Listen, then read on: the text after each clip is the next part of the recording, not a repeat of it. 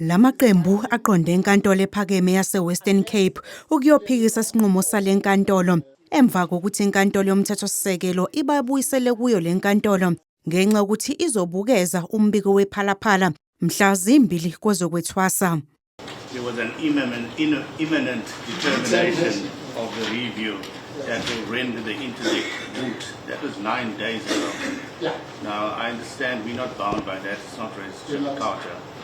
But what has changed since then? Nothing.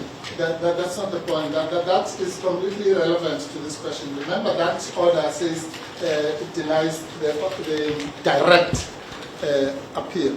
That's the order. That's the order. But what that says in shorthand, when they say we're denying direct appeal to the ConCon, they're basically saying go to the SCA or back to, which is where we are now. I-MK Party ithi le nkantolo kwangafanele neze isivume isicelo sikaMengameli manje isifuna ukuyisa udaba enkantolo yokwedluliswa kwamacala. Sizise kuba sibona uba ingathi akhonto iqhubekayo kule impeachment process.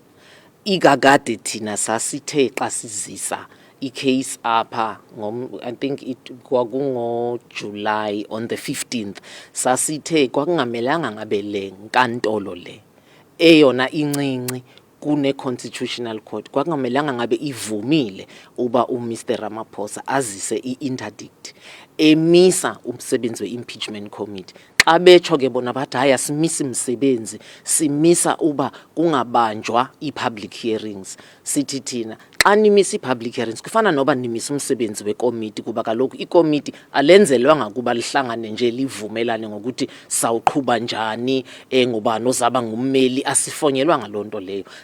UMengameli wanikela kule nkantolo eyovimba uphenyo ekhala ngokuba semthethweni kombiko wephalaphala owahlanganiswa yijaji eselathatha umhlalaphansi uSandile Ngcobo nekomiti lika section 89 elaliqokelwe ukuphenya udaba lwephalaphala ngonyaka u2022. UMengameli wayekhala nangokuthi lolu phenyo luzodicilela phansi isithunzi sakhe.